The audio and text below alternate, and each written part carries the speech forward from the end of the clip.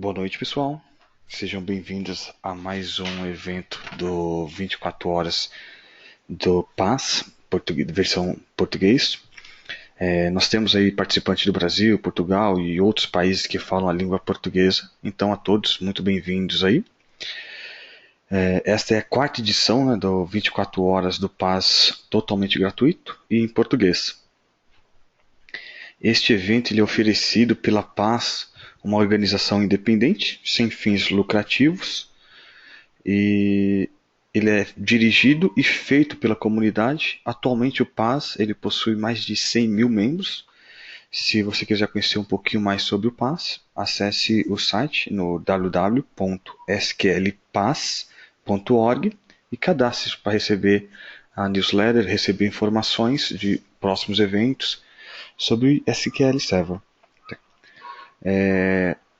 Hoje a palestra vai ser com o Reinaldo Kibel sobre o Always On, realmente poderoso, truques de uso, mas isso não seria possível sem a ajuda dos nossos patrocinadores, tá? Então, um agradecimento especial aos nossos patrocinadores, a Apex SQL, a SQL Center, Pluralsight e a Redgate, que proporcionaram alguns brindes. Então, se você está assistindo a todas as palestras desde o início aí do dia de hoje, tem mais duas palestras ainda por final, você ganhou alguns tickets. E na última palestra do dia será feito um sorteio onde terão alguns brindes e você poderá ganhar alguns brindes oferecidos pelos nossos patrocinadores. Bom, os próximos eventos. Nós teremos aí no sábado, aqui no Brasil, lá em Brasília, o SQL SAT, a edição número 469 do SQL SAT. Vai ser no dia 21 de novembro, lá em Brasília. Tá? E em Portugal vai ter o SQL SAT de Lisboa, o 485, que acontecerá no dia 20 de fevereiro de 2016. Ok? Bom, a todos, muito obrigado aí pela presença. Aproveitem a sessão. Eu vou passar a palavra agora para o Reinaldo. Reinaldo, vou transformar você aqui em presenter.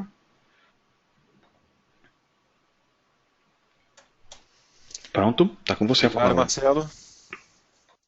Boa noite, bom dia, boa tarde a todos.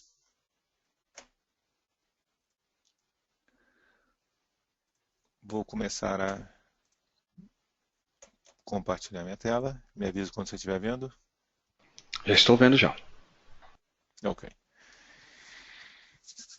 Então hoje eu não vou falar sobre Always On, que é uma feature que apareceu no SQL Server em 2012, na versão 2012, que fala sobre alta availability, high availability, a alta disponibilidade. Vou logo avisar que eu sou brasileiro, mas moro aqui nos Estados Unidos já tem quase metade da minha vida. Não vou dizer quantos anos eu tenho. Então, desculpe antecipadamente se meu português falhar algumas palavras aí. Mas eu tentei botar algumas coisas em português para ficar mais tranquilo. E vou, obviamente, falar tudo em português. Tá? Eu trabalho na Dell hoje em dia, já há quase 11 anos, e trabalhei em algumas companhias de tecnologia já nos últimos 25 anos, assim. Me formei aí no Rio de Janeiro. Eu sou carioca, flamenguista, não põe isso contra mim. Desculpe, fluminenses. E eu trabalho já com SQL Server já há muitos, muitos anos. Eu trabalhei muitos anos atrás na Microsoft, na área de SQL Server. E desde lá tenho trabalhado em cima de SQL Server. Aqui na Dell, eu tenho participado em trabalhos com a Microsoft no que a gente chama de TAP, que é Technology Adoption Program, ou seja, que você testa o SQL Server antes dele ser publicado vendido ou disponível ao público, né? Você testa e dá feedback, dá retorno à Microsoft das features. E eu tenho liderado aqui na Dell desde 2008, a versão 2008, 2008 R2, 2012, 2014 e essa que está saindo agora, que é 2016, que está para sair começo do ano que vem. E também o Power BI, as coisas de Analytics em cima do SQL Server. E também trabalhei com tanto dessas partes que tem no BI, também trabalho com o Office, então me chamaram para dar feedback no 2016 do Office e do SharePoint, que ainda está rolando, o Office já foi lançado. E aqui dentro da Dell, a gente já colocou essa Always On, foi tão popular, que a gente já colocou mais de 400 instalações rodando Always On aqui dentro da Dell. A gente vai cobrir hoje quais são as soluções que existem de alta disponibilidade e Disaster Recovery, não sei como é que fala isso em português, Disaster e novas soluções e features que vieram no 2012 e para cima. Eu vou chegar até o 2016 e também vou falar um pouco do Azure, senão a Microsoft não paga meu salário, né? Tô brincando. Tudo hoje em dia na Microsoft é Azure, Azure, Azure, né? Cloud. Então tem que falar um pouco de Azure também. Eu vou começar direto com uma demonstração. Espero que vocês gostem. Então, a primeira coisa é o seguinte, eu não sei qual é o que o pessoal sabe ou deixa de saber, mas já teve uma apresentação sobre Always On aqui nesse 24 horas. E se vocês viram, foi uma apresentação muito boa, explicando várias das informações. A minha um pouquinho, na mesma área, um pouquinho diferente. Então, aqui eu tenho dois Windows Failover Cluster e eu queria mostrar o que acontece no cluster antigo, né, que é esse aqui, tá? Que você tem um serviço do SQL Server que basicamente ele é clusterizado, né? Ou seja, quando a aplicação vai conectar ao banco de dados, eles vão se conectar nesse banco de dados, nesse nome de servidor aqui, certo? Ou seja, o nome do servidor não é nenhum desses dois nós que estão aqui na esquerda, o Nodes 20 e o 22, não é nenhum desses, né? E ele vai se conectar ao esse nome daqui, que é o nome entre parênteses, da instância, né? do SQL Server. E essa instância tem um IP address, né? Essa instância tem discos que são compartilhados, né? Shared, compartilhados, e você tem o SQL Server e o SQL Server Agent aparecem aqui como resources, né? Como recursos aqui dentro desse serviço, né? Que é clusterizado. Isso daí, em inglês, é chamado de FCI, Failover Cluster Instance, né? Então, isso aqui é um FCI. E o que eu queria mostrar é que eu tenho no storage, eu tenho discos compartilhados. Você tem esses discos aqui, que eu coloquei esses nomes para poder saber aqui qual é o disco de dados, qual é o disco de TempDB, qual é o disco de Transnational Log. Eu adicionei esses nomes aqui nas propriedades, né? Entrei aqui e adicionei aqui a palavra log para poder saber o que era, né? Quando eu olhasse, né? E esses discos aqui são compartilhados, ou seja, ou o nó 20 ou o nó 22 tem acesso a eles, mas nenhum dos dois pode ter acesso ao mesmo tempo. Então só um pode ter. Quem que está tendo acesso agora é esse aqui, ó. Está mostrando aqui, o current owner é o 22. Né? Então esse 22 está acessando, está tendo acesso aos discos, está tendo acesso ao quorum, ou seja, tem um disco que fica ali só de brincadeira, só para poder receber uns pingzinhos a cada minuto para dizer eu estou vivo, eu estou vivo, eu estou vivo, eu sou o dono do cluster. Né? E esse quorum é usado para como é que se fala? É o juiz, né? da briga entre o Fla-Flu, né? Entre os dois nós 2022. Ou seja, se o nó 20 quiser dizer que é o primário e o nó 22 quiser que é o primário, esse quorum daqui vai dizer quem que está sendo o primário, porque ele está tendo contato com um deles, né? Então, nesse caso aqui, ele está dizendo que é o 22, certo? É, na teoria do cluster, você sempre precisa de ter um número ímpar de votos, que se chama de votes, né? Para poder decidir quem que é o dono do cluster. Tá? Então isso aí é o cluster tradicional. Todo mundo, se você hoje em dia fala em cluster, até muitos anos atrás fala em cluster, é o que existe há muitos anos. Agora, quando o SQL Server 2012 foi trabalhado, o legal disso aqui é que eu posso sempre trabalhar, a aplicação conecta nesse nome daqui de SQL Server, né? E se esse SQL está rodando no servidor 20 ou no servidor 22, não faz diferença, porque a aplicação vai conectar com esse nome aqui. Então, você tem aquela redundância no servidor. Mas como eu mostrei aqui, ó, o storage é só um. Então, o que acontece? Se o storage cai, o teu FCI cai. O teu servidor vai cair. Então, não adianta muito, porque hoje em dia, a maioria dos servidores, pelo menos da Dell, todos não falham. Quer dizer, é raro ter um problema com o servidor. Então, isso aqui é mais um, desculpe dizer, mais um gasto de dinheiro desnecessário, porque os dois servidores estão ali, um parado o tempo todo, né, que ele tem que ser tão possante que nem o outro, né, para poder failover para qualquer hora e receber o load, né? Então ele está parado o tempo todo esperando quando um falhar o outro entrar. Então tem dois problemas que eu estou falando aqui que são resolvidos com o Always On, tá? Então aqui é o cluster tradicional, tá? E eu também tenho aqui, desculpa, também tenho a rede. Você tem uma rede que como é que se fala? Que é chamada de pública e uma rede que é chamada de batendo.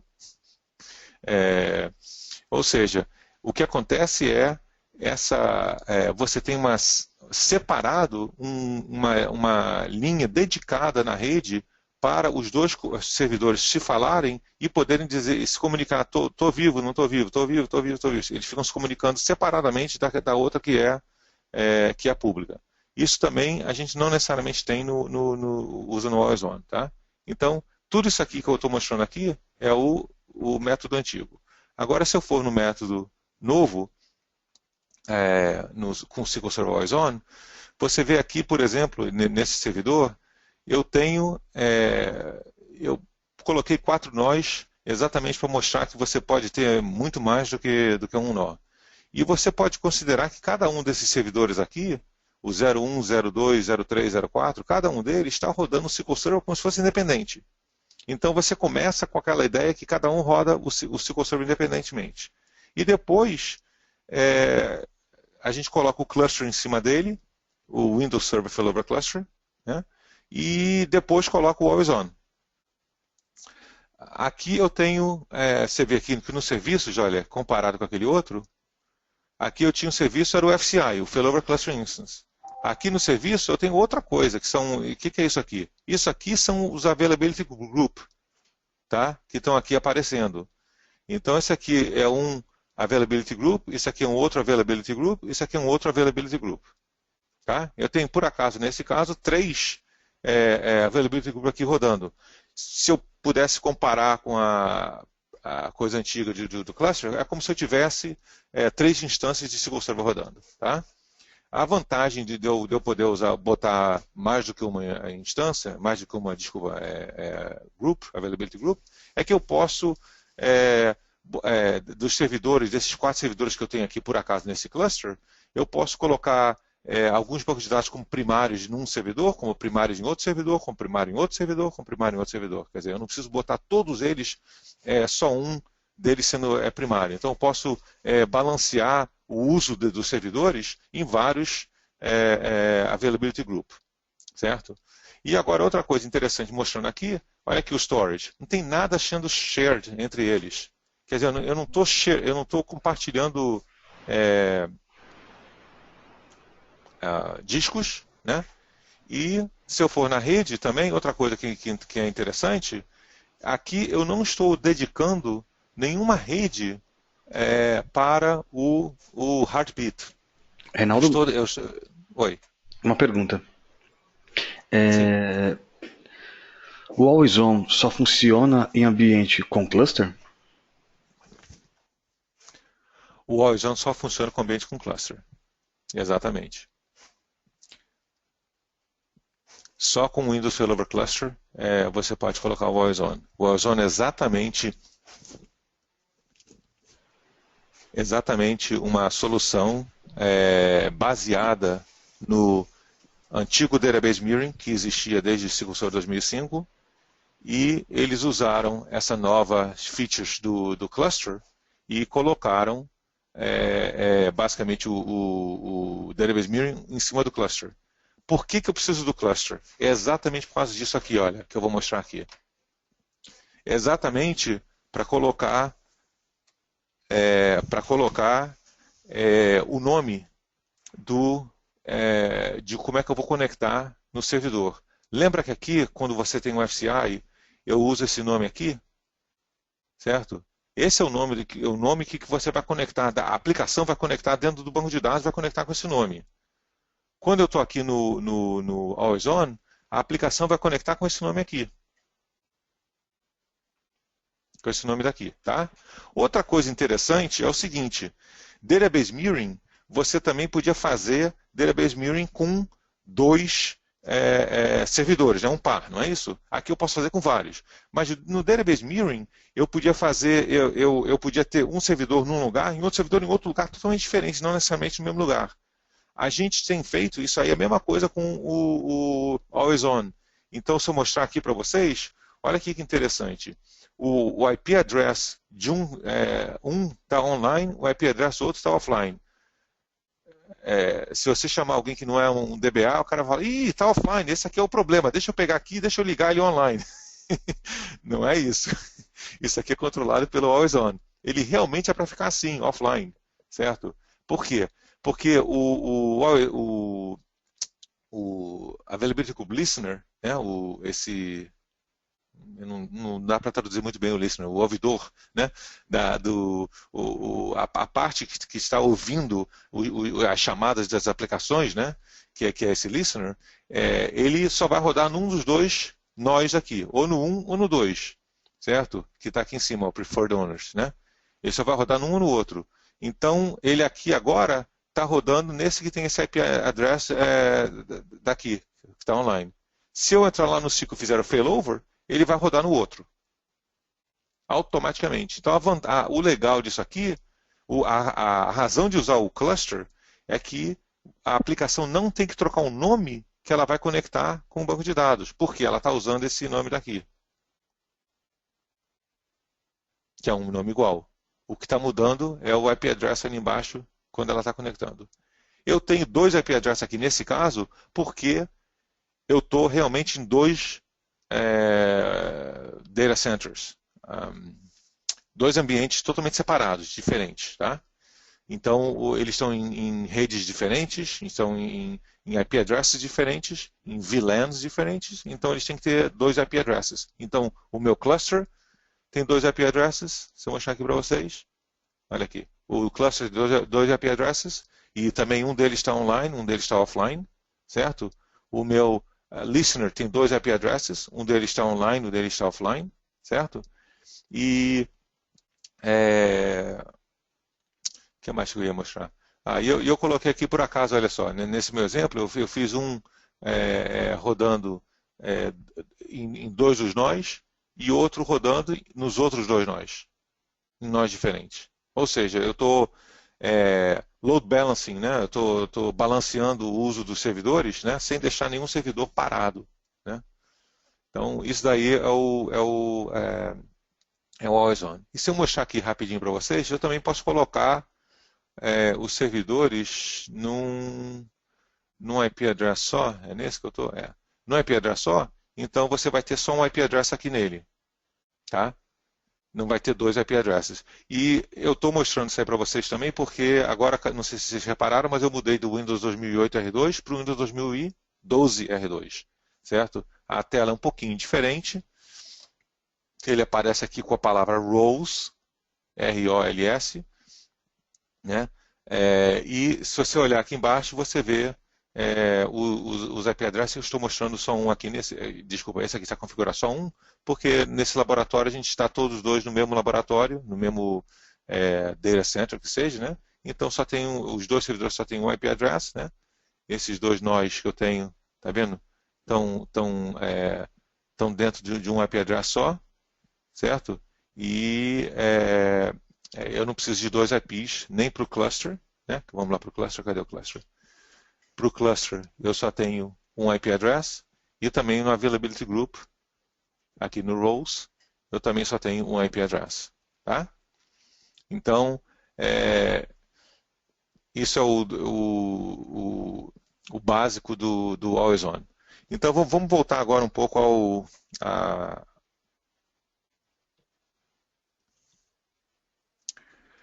apresentação, o slideshow. Como é que eu faço isso aqui? Certo. Então, fiz o demo. Há um tempo atrás, a Microsoft trabalhou em cima do SQL Server, sobre o negócio do Azure, né, do Cloud, né, e eles entraram com essa conotação do ABC, né, que é um appliance. Então você tem aqueles servidores que são basicamente tipo uma geladeira, um appliance, né, que basicamente é você pegar e conectar ele na tomada, ele já está instalado, já tem tudo rodando, que é o PDW, hoje em dia chamado de APS, Analytical Platform Systems, o Quick Start Data Warehouse. Você tem o produto, o Box Product, que é o que a gente vai estar falando aqui hoje, e você tem o Azure, o Cloud, também disponível. E por que eu estou falando disso? Né? Porque você tendo ele no Cloud, se vocês têm acompanhado o que a Microsoft tem feito hoje em dia, né, que é Cloud First, Mobile First, né, eles estão fazendo muitos desenvolvimentos, muitos avanços em cima do produto no cloud e trazendo esses avanços no cloud, que era antigamente era uma coisa secundária, né? Eles estão fazendo no cloud primeiro e depois colocando no ambiente do box product. Então, várias das coisas, por exemplo, que vai sair no ciclo 2016 já está no cloud. Quer dizer, já está sendo testado por mais de 1 milhão de SQL Servers rodando lá. Coisas básicas do SQL Server é a propriedade do ACID, né? Que é atômico, consistente, a isolação e a durabilidade dos dados. Então, tudo isso daí é levado em conta quando você está fazendo o trabalho em cima do Always On, né? Também tem que manter isso aí. Então, vamos agora começar o ABC das outras opções que existem de alta disponibilidade. Isso daí, desde o ciclo 2000 até agora, até 2016, né, tem o log shipping. O que o log shipping faz? Eu tenho dois data centers, né? Esse minha barra aqui no meio é basicamente uma divisão, né? Quilômetros, sei lá, entre um ambiente e outro ambiente, né? E aqui eu tenho um servidor primário e um servidor secundário. E eu tenho que ter também um terceiro servidor para ter onde eu vou fazer o backup e o restore dele, que é um file share. Então você tem essas três etapas aqui, rodando o backup do transaction log, a cópia e o restore dele. Ou seja, em três etapas. Então eu vou mostrar para vocês várias outras opções que são, assim, todas elas ligadas, que são todas dependentes de mais do que uma etapa, mais que várias etapas para poder ela funcionar. Então dá para você entender que aquele secundário aqui no final, ele está sempre atrasado, defasado, né? Ele não vai estar na mesma hora rodando com os mesmos dados que tem aqui no primário, porque o primário está com um dado bem mais atualizado, né? Quer dizer, vai levar um tempo para fazer um backup, para fazer uma cópia, para fazer um restore. Ou seja, o secundário está defasado, né? Outra coisa, como eu falei sobre o ACID, né? Tudo aqui é dependente do transaction log. Ou seja, o backup do log ou a aplicação do log, né? Que tudo quando uma aplicação pega e escreve alguma coisa no banco de dados, vai primeiro para onde? Para o log, né? Transaction log. Então tudo é dependente do log. O log é passado para lá e assim que a gente mantém a consistência, a garantia que os dados estão no outro lado. Outro que existe, é muito comum, é o Transactional Replication. Certo? Também veio já de muitos anos atrás, ainda existe hoje em dia, e ele também depende de 3 servidores. Você tem um que se chama Publisher, o publicador, sei lá se a palavra está certa, o distribuidor e quem subscreve aquela publicação. A grande diferença, você está vendo que também aqui tem três servidores e também está defasado, né? Não tem como tá exatamente na mesma época. A única grande interessante diferença aqui é que a replicação eu consigo mandar dados que não seja o banco de dados inteiro. Enquanto que os outros que eu acabei de falar, o Always On e o Log Shipping, é o banco de dados inteiro. Aqui eu posso passar só uma tabela, posso passar metade da tabela, um pedaço das colunas, certo? Quer dizer, dá para você fazer filtros no que você vai passar para o subscriber. E, obviamente, também eu posso ter vários subscribers, sei lá. Em SQL 2005, a Microsoft lançou a coisa que foi mais legal que tem, que é o uma grande diferença noite ao dia, que é o Database Mirroring. Então, se vocês conhecem o Database Mirroring, o Always On é em cima disso daí.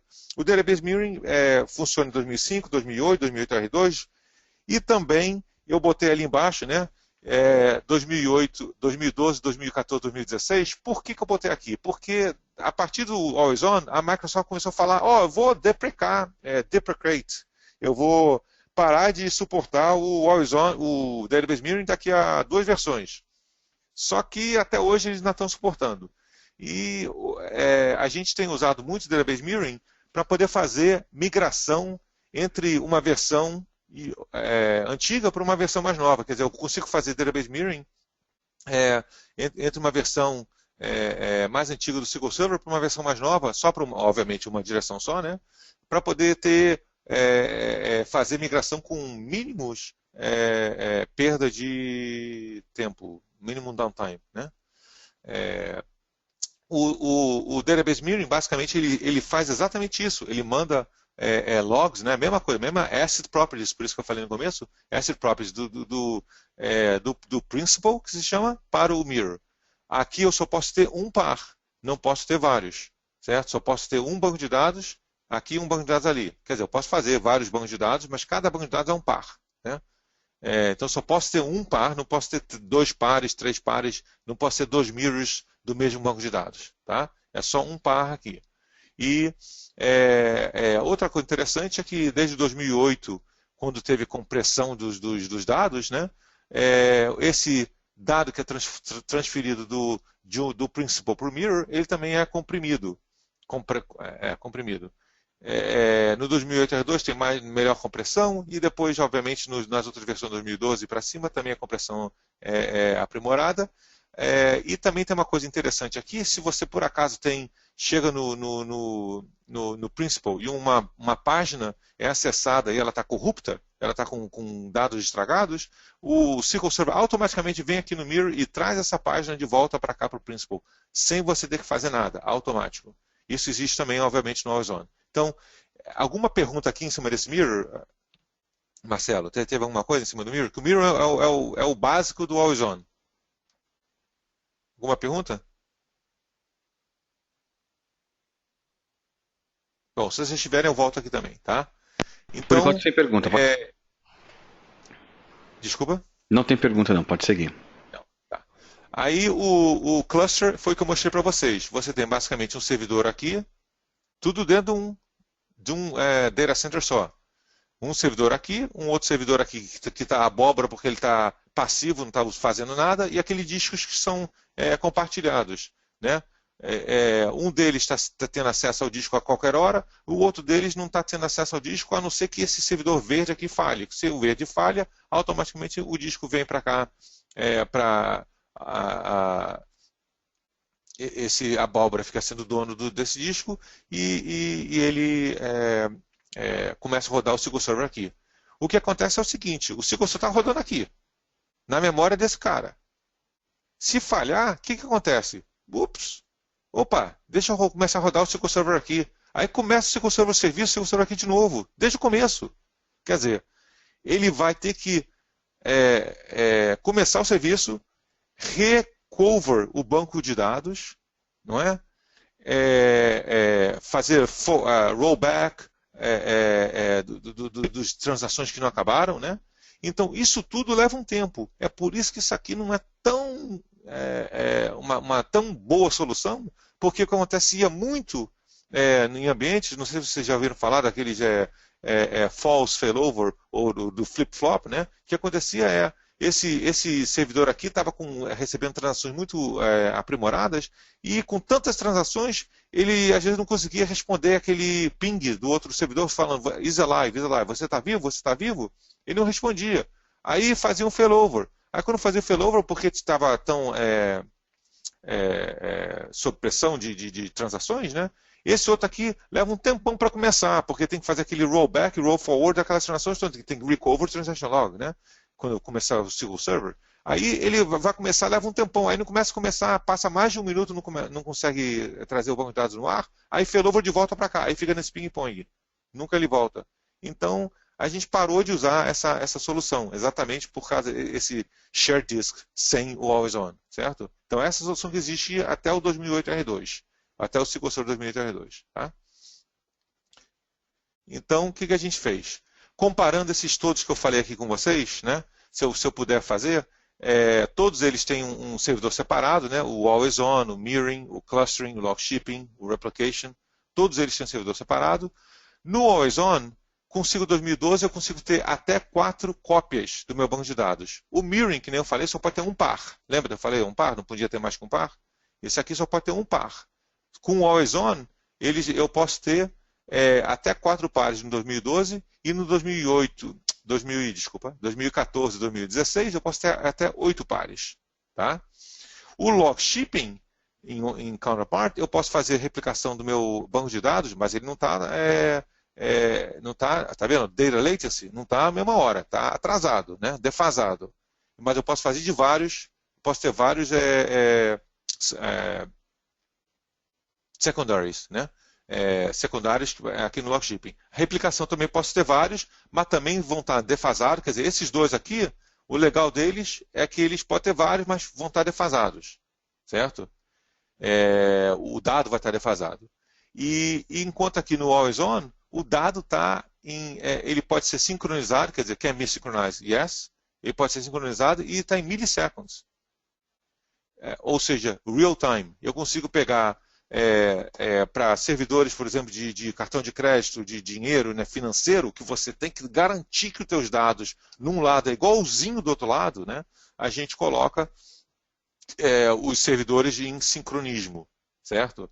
E em automático failover. Quer dizer, ele tem que estar em sincronismo para ter o automático failover. Então coloca em sincronismo, porque eu quero garantir que o dado do outro lado está igualzinho e está igual, certo? Então essa é a comparação boazinha entre eles. Por que a gente trabalhou em cima do Always On? Então tinham várias companhias, inclusive a que eu trabalho, né, que estavam com dificuldades de usar o Database Mirroring, porque o Database Mirroring basicamente me ajuda a eu ter facilmente a aplicação poder ir para o outro lado, né? Desculpa, o banco de dados poder ir para o outro lado, só que para eu poder rodar a aplicação para o outro lado, apontar a aplicação para o outro lado, eu preciso fazer um redirecionamento do servidor. O servidor agora mudou, tem que mudar para o outro lado. Então, o que foi feito, o que acontecia é que os requerimentos de Recovery Time Objective, os objetivos de recuperar o banco de dados e o ponto onde você quer recuperar o teu banco de dados, né, eles estão tão altos que eles não supriam a necessidade que existia só usando o mirroring ou só usando o clustering, né? Então, a gente teve que trabalhar em cima de uma outra solução, que foi colocar uma solução mais integrada, flexível e eficiente, né? Podendo reusar os discos, os servidores que você já tem, sem ter que botar servidor novo, né? Pode usar o que já tem e ficar bem mais efetivo, porque a aplicação não tem que mudar nada do que ela tinha, só apontar agora para um listener. Tirando isso, ela pode começar a trabalhar. Deixa eu me consertar um pouquinho. A aplicação tem que apontar para o listener, mas também tem que usar uma biblioteca um pouco mais nova de conexão, no caso de ter, por exemplo, aquilo que eu falei, de ter servidores em mais do que um data center, você vai ter mais que um IP address no servidor. O servidor tem que poder, a aplicação tem que poder entender que você vai ter um multi-subnet failover, ou seja, vai ter mais do que um IP address naquela conexão, certo? Então isso aí você precisa de ter .NET 3.5 com hotfix, ou .NET 4 com hotfix 4.02 ou 03, ou o 4.5 e para cima, todos eles já têm built-in neles essa solução. Né? Então você tem que adicionar no teu connection string, a aplicação tem que adicionar no connection string o multi-subnet failover equals true, se você tiver mais do que um IP address nos teus servidores. Tá? Então, com o FCI, eu tinha multi-site clustering, eu tenho o Instance Level Protection, né? Proteção na instância, né? Só que aqui com Availability Group, com Always On, eu posso fazer vários bancos de dados failover, mudar de lado, né? Eu posso ter várias secundárias, né? Vários, até de 4 em 2012 e 8 em 2014 e 2016, né? Os secundários são ativos, porque no mirroring eu não consigo usar aquele mirror. No Always On, os meus secundários todos eu posso usar eles como para ler. Né? E 2 deles podem ficar em sincronismo para garantir que os dados são exatamente igualzinhos. Né? Aqui eu faço uma rápida comparação de novo, né, do FCI, tá?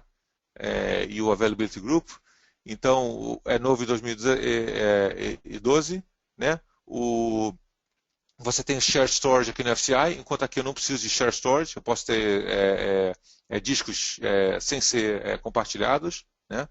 E, na verdade, se você colocar o Always On, que pode colocar, em cima de um FCI, a desvantagem é que o failover do FCI vai tomar poder em cima do failover do Always On. Ou seja, ele vai primeiro fazer o failover aqui e não vai fazer automaticamente o failover do Always On. Ou seja, o Always On vai ser manual. Então, a gente, aqui, hoje em dia, desde 2012, a gente não tem usado mais FCI exatamente por isso, porque eu não preciso deixar um servidor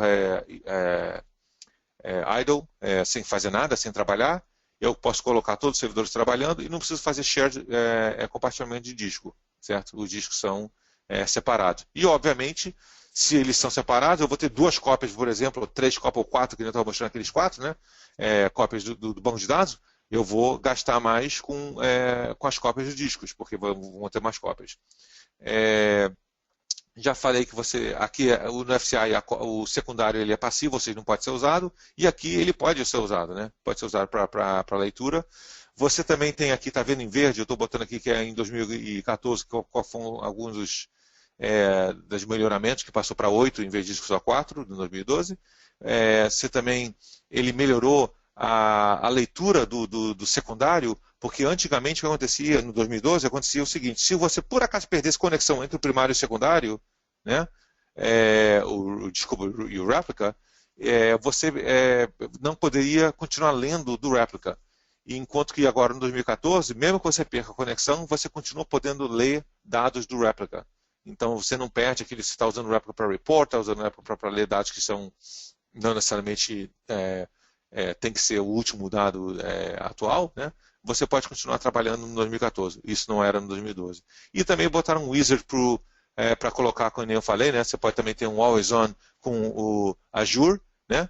Então isso aí foi colocado aqui no 2014 e no 2016 foi melhorado muito mais ainda esse trabalho junto em cima do Azure. E também eles adicionaram uma coisa a mais, que uma das coisas que acontecia, se por acaso teu always on servidor ele cair, ele vai para o outro lado. Só que o que acontecia era que, se por acaso você tinha um banco de dados que ficava fora do ar, ele não falhava para o outro lado. No 2016 isso aqui foi consertado e então tem esse aprimoramento no 2016. É,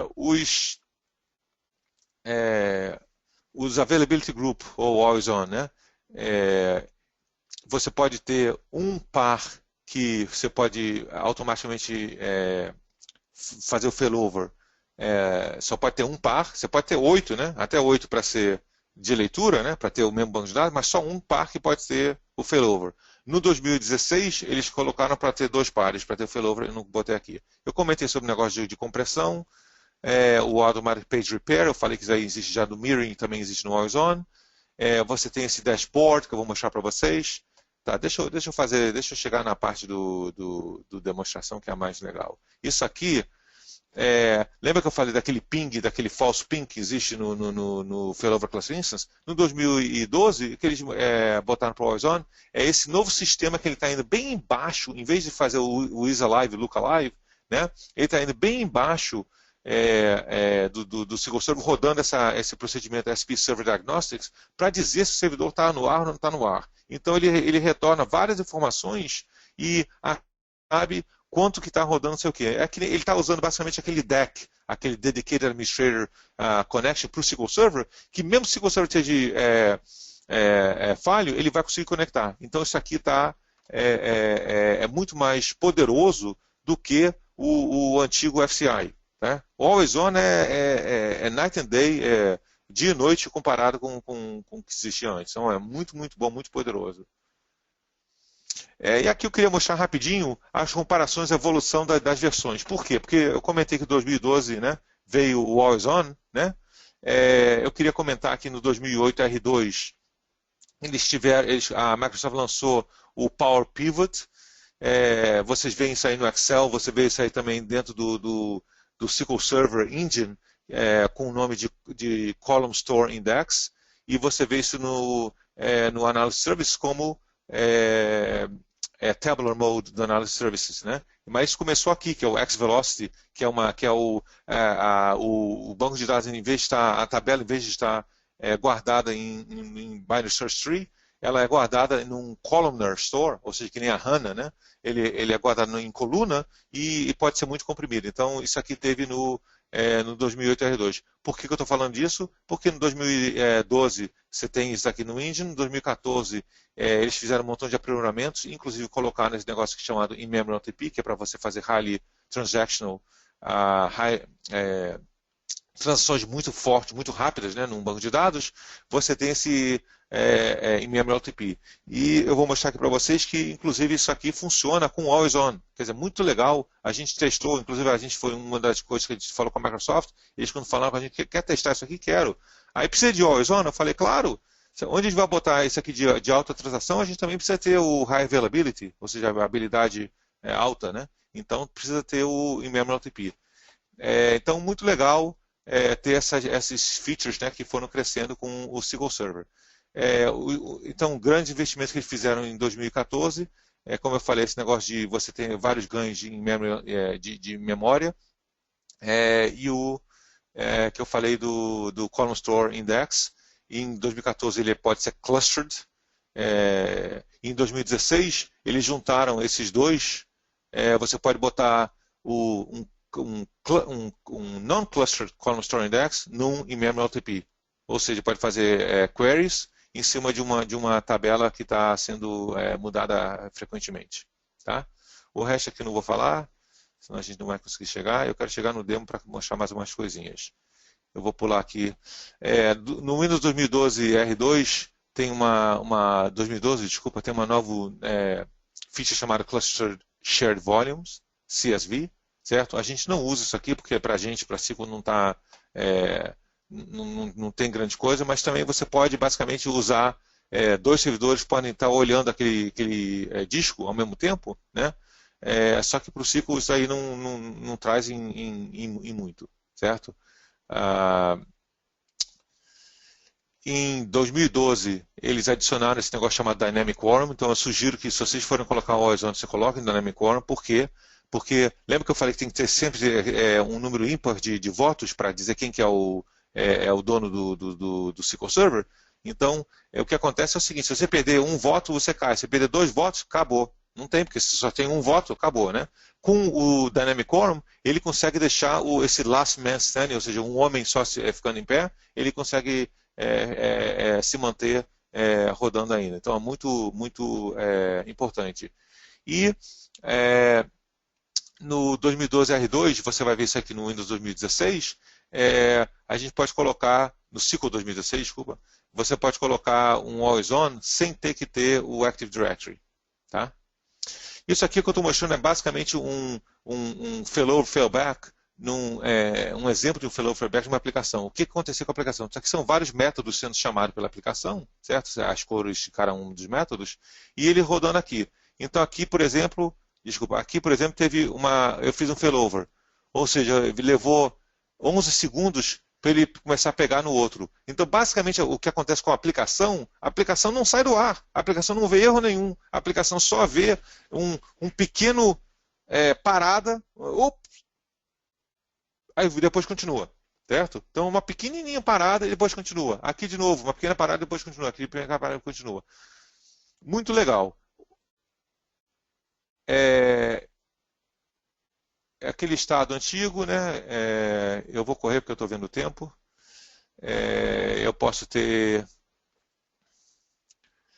Isso é o que a gente basicamente faz hoje em dia muito. Então, com 2012, 2014, 2016, é o que a gente tem feito. É um servidor num data center, outro servidor no data center, e você vê aqui que eu tenho que ter um IP para o cluster, um IP para o Availability Group, né? 2 IP para o Availability Group, 2 IP para o cluster, né? Porque os servidores estão em 2 VLANs, né?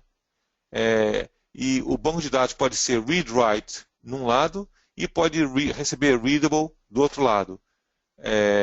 Esse é o mais comum cenário que a gente tem. E o outro comum cenário é de eu ter mais do que um servidor aqui, esses em abóboras, que estão sendo usados para leitura. Tá vendo? Eu posso ter leitura aqui nesse servidor, leitura nesse servidor, leitura nesse servidor. Por que a gente usa isso? Porque a gente tem, por exemplo, a gente deixa às vezes esses 2 servidores aqui de cima só para ser para aplicação, para receber aplicação. E usa esses 2 aqui de baixo só para receber leitura. E coloca basicamente uma aplicação aqui para leitura, uma aplicação aqui para leitura. Eu vou parar a apresentação e vou para os demos, que senão eu não vou conseguir acabar os demos. Deixa eu mostrar aqui um legalzinho aqui que eu coloquei. Tá? Então isso aqui é aquele mesmo servidor que eu estava mostrando antes, né? Desculpa, isso aqui é o mesmo servidor que eu estava mostrando antes, e eu vou mostrar aqui 2 bancos de dados. Eu tenho esses 2 bancos de dados aqui, tá? Dentro de um Availability Group, certo? Uma coisa interessante é você tem aqui, você pode ir no Availability Group aqui dentro do Management Studio, e você pode abrir esse dashboard, que é o que eu estou mostrando aqui para vocês. Tá? Dentro desse dashboard, uma coisa legal é de você vir aqui e adicionar mais algumas colunas. Por exemplo, você vê quanto tempo que está levando para ele receber as mudanças do primário. Certo? Então eu gosto de ficar olhando isso aqui. Eu gosto também de ver o LSN é um número, quer dizer, então não adianta muito, você pode ver os 2, mas é legal de ver quantos dados também estão aqui vindo, tá vendo? Quantos dados estão sendo enviados, que agora, obviamente, estou brincando, né? Está parado, não está mostrando nada rodando. Então, você tem esse dashboard aqui que é muito legal. Eu não vou mostrar como é que se cria um Availability Group Listener, porque eu sei que já foi mostrado, mas vou mostrar aqui uma coisa rapidinho para vocês. Olha só que legal. Aqui eu tenho 3 dessas aplicações chamada, não é minha, eu downloadei, vocês podem downloadar, que chama do SQL Skills, né, de um site chamado SQL Skills, que você pode rodar para testar o teu Availability Group. Então aqui eu tenho 4 janelas aqui, tá? E eu estou rodando isso aqui, estou mostrando 2 coisas para vocês. Um é o Always On e estou mostrando o Always On rodando embaixo do Hackathon também. Ou seja, a minha tabela, meu banco de dados, ele é e memory também, tá? Em memory OLTP. Então eu vou rodar aqui, ó, vou começar a rodar. Você está vendo que esses números são igualzinhos, ó, esse número aqui, ó, esse 243827, né? 24 mil, não, 243.827 é igualzinho todos eles. Eu vou começar aqui porque eu vou começar a escrever. Estou escrevendo aqui nesse cara. Esse cara aqui, ele está rodando, que nem vocês verem aqui, ó, com read-write. Esse aqui de cima, eu estou rodando ele com read-only. Ou seja, eu posso dizer que a minha intenção é para, eu só quero ler, certo? Aí ele vai lá, eu vou rodar lá ele, olha lá. Ele também está, os números são igualzinhos de baixo, olha lá, tá vendo? Está acompanhando o número de baixo, porque eu estou lendo. Então eu consigo escrever e ler ao mesmo tempo. Isso aqui eu estou usando o nome do meu Availability Group Listener. Você está vendo aqui, ó, meu Data Source? Aqui é o nome do meu Availability Group Listener. Aqui na direita, eu vou mostrar para vocês que eu também consigo fazer a mesma coisa se eu usar o nome do servidor. Então aqui eu vou começar a ler, olha lá. Ele está pegando o mesmo número que está sendo escrito, está vendo? Eu estou lendo no servidor 1. E aqui eu vou também ler agora, olha só, no servidor 2. E vou também pegar o mesmo número. Olha que barato. Não? Ah. Tá vendo? O mesmo número. Está com uma defasada aqui um pouquinho, tá vendo? Mas o mesmo número aqui, ó, olha lá, está aparecendo no servidor 2. Ou seja, o meu banco de dados, né, ele está sendo, o meu listener, eu estou escrevendo pelo listener, né, e eu posso, em ambos os bancos de dados, ler os mesmos dados, certo? Uma outra coisa que eu queria mostrar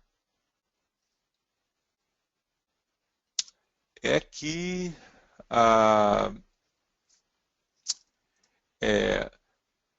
você vê que aqui eu tenho vários bancos de dados, né?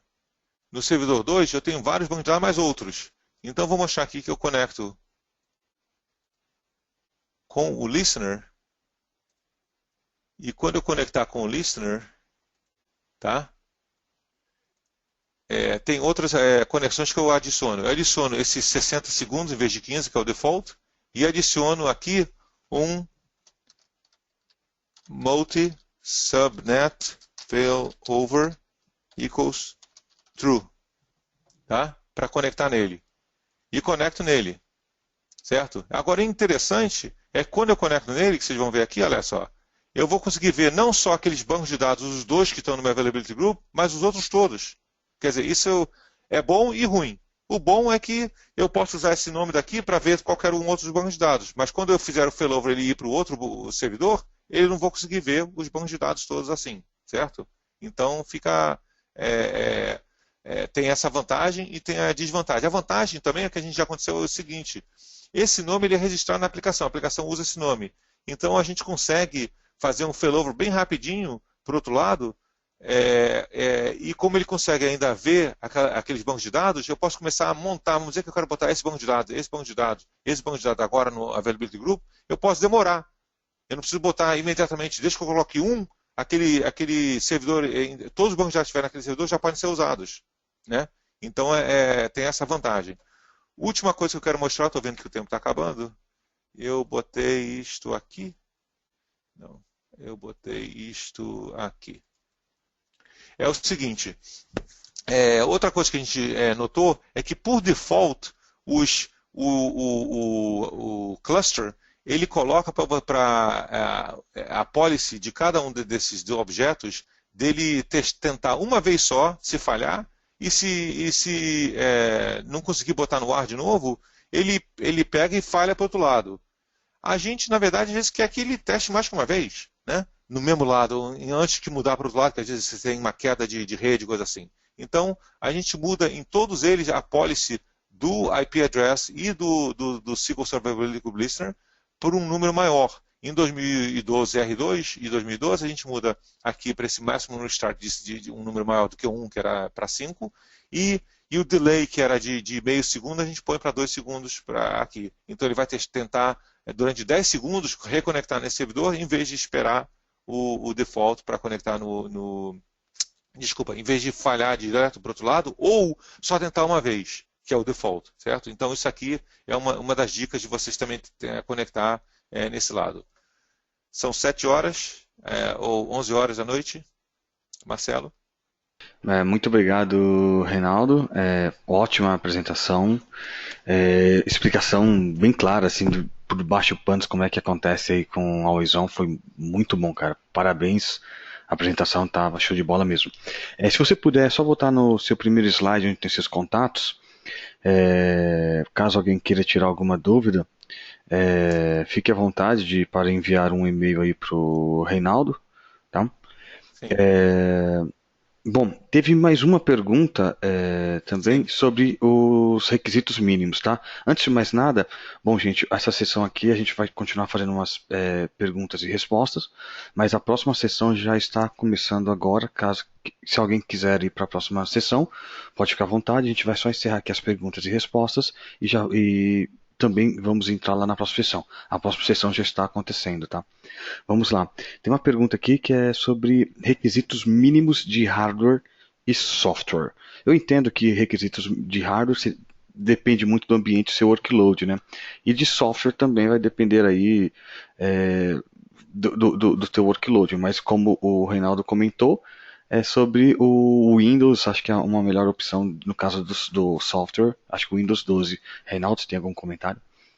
Isso, exatamente. O Windows 2008 R2 é o 2008 é o mínimo que você pode ter. A gente não testou em 2008, só em 2008 R2, tá? Tem vários hotfixes que você tem que instalar, especificamente do cluster, certo? Se vocês por acaso quiserem me contar, eu mando eles, são 5 deles que eu me lembre, que tem que ser instalado no 2012, 2008 R2. No 2012 tem alguns hotfixes para instalar também, e 2012 R2 não tem nenhum hotfix que eu sei necessário por causa do Always On, tá? Então, todos eles, os sistemas operacionais, o mínimo é esse. Hardware em si, você na verdade, você é o hardware, é o mínimo hardware que você precisa para colocar uma instância, instalar basicamente SQL Server. Então não tem necessidade, que nem eu falei, não tem necessidade de ter share, não tem necessidade de nada uma daquelas coisas que precisa do cluster. O que você vai precisar é colocar os 2, 3, 4, 5, até 9 servidores, né, num cluster só. Ou seja, eles vão ter que participar de um Windows Failover Cluster. E, obviamente, o sistema operacional tem que ser o mesmo, não pode ser versões diferentes do sistema operacional. No Windows 2012 R2, foi um dos pedidos que a gente teve para a Microsoft também, que como é que a gente faz upgrade? Com o Mirror, dá para a gente fazer upgrade de versões diferentes. Por que agora precisa do cluster? Não dá, porque você não pode botar Windows Cluster diferentes, versões. Ou seja, não posso ter um Windows 2008 R2 com Windows 2012 no mesmo cluster, não pode. Certo? Eu posso ter um SQL Server 2008 e um SQL Server 2012 falando entre eles por mirroring, ou lock shipping, ou replicação, mas não posso com Windows, né, por causa do cluster. Então, no 2012 R2, eles adicionaram finalmente uma funcionalidade que você pode temporariamente botar uma versão do Windows diferente, ou seja, você pode botar o 2012 R2 com 2016, não pode para trás, mas só para cima, tá? Então vai melhorar um pouco a partir de 2012 R2. Muito bom. Tem mais uma perguntinha aqui. Primeiro estão pedindo o teu e-mail, cara. Você podia colocar no primeiro slide lá que tem seus contatos? Ah, tá, desculpa, vou botar. Isso aqui, rapidinho, que está aí na tela, é as funções de 2016. Ah, legal. Novas que tem em 2016, tá? Eles adicionaram também DTC para o Always On, tá? Que eu não Finalmente, cheguei né? a falar. É. Finalmente. Enquanto você coloca aí no slide com seu contato, também teve uma outra pergunta aqui sobre se existe a possibilidade de priorizar o processo de read-only em um nó usando o listener. O que eu imaginei da pergunta aqui é o seguinte: eu tenho no seu cenário lá onde você tem mais de um nó para fazer read-only, se você pode priorizar a leitura desses nós. Acredito que ele quer fazer um load balance de leitura. Excelente pergunta, excelente pergunta. No 2012 e 2014, você pode ter o que eles se chamam de o que eles chamam de. Eu estou tentando mostrar a tela, desculpa, por isso que eu estou falando devagar. O que eles chamam de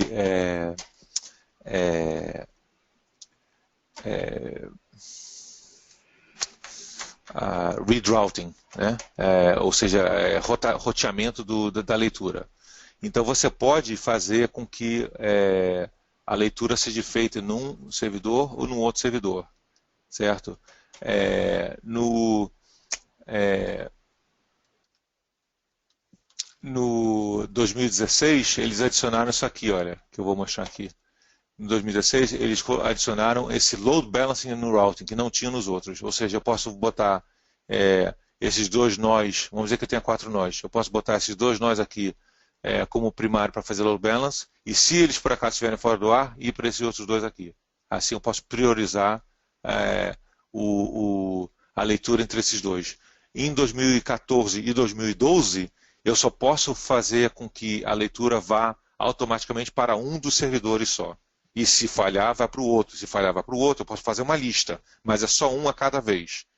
Aqui, com 2016, eu posso fazer um load balance nessa leitura. Muito bom. Tem a galera que está agradecendo também aqui a excelente apresentação, tá? E teve mais uma pergunta aqui sobre. Teve um slide que você comentou do domínio, né? De como funciona o Availability Group sem o domínio, se o cluster do Windows precisa do domínio. Ótima pergunta. E eu vou falar um pouquinho, mas eu não tenho muita informação sobre isso, tá? Porque isso é basicamente novinho.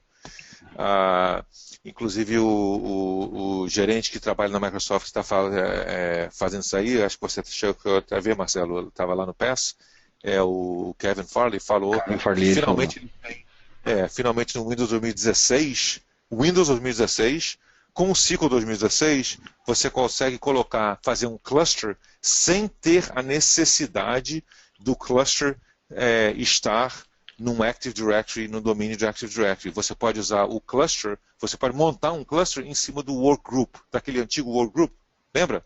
Sim. Que você pode fazer entre algumas máquinas sem ter um Active Directory. Você pode fazer um cluster agora com o Windows 2016 em cima do workgroup. Então é assim que você consegue fazer esse Always On para funcionar sem ter a necessidade do domínio. Obviamente, você perde um montão das funcionalidades que se tem em cima do domínio, né? Isso aí. Um Active Directory. É isso aí mesmo. Só lembrando que isso aí é VNext, né? SQL 16 com Windows 16. Isso.